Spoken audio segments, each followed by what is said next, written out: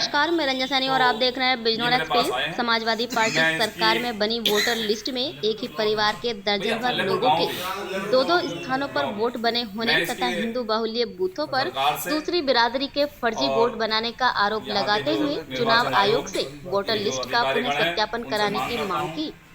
गुरुवार को नगीना मार्ग स्थित तड़का रेस्टोरेंट में आयोजित पत्रकार वार्ता में कांग्रेस ईटक प्रदेश सचिव ठाकुर आदित्य सिंह ने कहा कि धामपुर विधानसभा क्षेत्र सहित जनपद बिजनौर की अधिकांश विधानसभा सीटों पर मतदाता सूचियों में धांधली की शिकायत सामने आ रही है।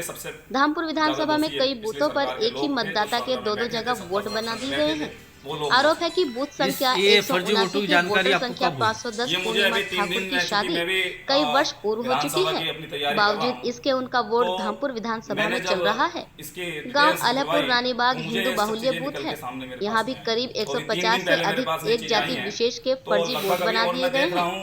यदि वोटर लिस्ट का गंभीरता से सत्यापन किया जाए तो ऐसे अनेक मामले उजागर हो सकते हैं। सूचियों में गड़बड़ी का मामला कांग्रेस नेता के 3 दिन पहले संज्ञान में आया। उन्होंने कहा कि वह अपने स्तर से भी विधानसभा क्षेत्र की सभी मतदाता सूचियों का परीक्षण करा रहे हैं, जिसमें प्रथम दृष्टया सरकारी मशीनरी के दुरुपयोग किए जाने का मामला सामने आ रहा है। उन्होंने चुनाव आयोग से विधानसभा क्षेत्र की मतदाता सूचियों का प्रकाशन से पूर्व सत्यापन कराने की पुरजोर मांग उठाई है। उल्लेखनीय है कि उधर इससे पूर्व सपा कार्यकर्ता भी भाजपाइयों पर मतदाता सूची में धांधली को लेकर आरोप लगा रहे हैं। अब कांग्रेसी नेताओं द्वारा सपा नेताओं पर आरोप लगाने का मामला गर्मा रहा है। धामपुर से हमारे संवाददाता दिनेश कुमार तो ये मेरे पास आए हैं। मैं इसकी अल्लाहपुर तो ब्लॉक है ना भैया, अल्लाहपुर गांव भी है। मैं इसकी सरकार से और यहाँ के जो निर्वाचन आयोग के जो अधिकारीगण हैं उनसे मांग करता हूँ कि ये इसकी जांच करें और जांच करने के बाद जो तथ्य सामने आए वो जनता के बीच में रखें। इनके लिए किसको दोषी मानते हैं आप? इसके लिए मैं सबसे पहले दोषी मानता हूं जो व्यक्ति पिछली सरकारों में थे, वो इसके लिए सबसे ज़्यादा दोषी है। पिछली सरकार के लोग थे जो सरकार में बैठे थे, सत्ता संरक्षण में बैठे थे, वो लोग दोषी। ये फर्जी वोटों की जानकारी आपको कब हुई? ये मुझे अभी 3 दिन, चूँकि मैं भी विधानसभा की अपनी तैयारी कर रहा हूँ, तो मैंने जब इसकी डिटेल्स निकलवाई तो मुझे ये सब चीज़ें निकल के सामने मेरे पास में आई। तो अभी 3 दिन पहले मेरे पास में ये चीज़ें आई हैं, तो लगभग अभी और मैं देख रहा हूँ और भी चीज़ें मेरे पास आएंगी। मैं आपके माध्यम से उन चीज़ों को बताता रहूँगा। क्या आपने प्रशासन को इसके लिए अवगत कराया? नहीं, मैं अभी तक अवगत इसलिए नहीं कराया। मैं रात में दिल्ली से रात लौटा हूँ, देर रात लौटा हूँ। 4 बजे मैं यहाँ पहुँचा था सुबह। तो मेरे पास जो चीज़ें थी मैंने सोचा कि सबसे पहले प्रेस के माध्यम से बताता। उसके बाद में अधिकारीगण को भी अवगत करा दूंगा। आपके माध्यम से आपका अधिकारीगण भी देख पाएंगे कि भाई ये चीज़ सही है या गलत है, इसकी जांच होनी चाहिए।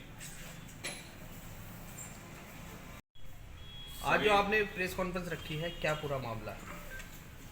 आज मैं निर्वाचन आयोग में हुई छेड़छाड़ को लेकर आपके बीच, आपके माध्यम से जनता को कुछ तथ्यों के साथ अवगत कराना चाहता हूं। पुरानी सरकारों से निर्वाचन आयोग ने और वहां बैठे बीएलओ और अधिकारी गणों ने लगातार वोटों को जो संख्या होती है उसमें छेड़छाड़ कर वोट आईडी बनवाई। एक ही बूथ पर लगभग 10 लोगों के नाम डबल वोट बने हैं, जिसमें मैं आपको बताना चाहता हूं बूथ संख्या 173/179, 513, 514 ये ऋषिराज हैं, जिनका वोट संख्या इसमें बना हुआ है। मैं आपको इसके माध्यम से दिखा देता हूं। और इसमें साफ लिखा है कि एक ही बूथ पे 2 आदमी नहीं हो सकते। ये है, ये दोनों आपके पास में है। मैं आपको इसकी फोटो दे दूंगा। उसी प्रकार 63 और 664 एक व्यक्ति का नाम है 63 नंबर पर, उसी का दूसरा वोट 614 नंबर है। उसी प्रकार 901 अंजू रानी सनोब नरेश हैं, उसी का नाम द्वारा जो है 37 नंबर पे आ जाता है। फिर उसी क्रम में आगे बढ़ेंगे तो 777 का एक वोट होता है, वही वोट दूसरा 789 का हो जाता है।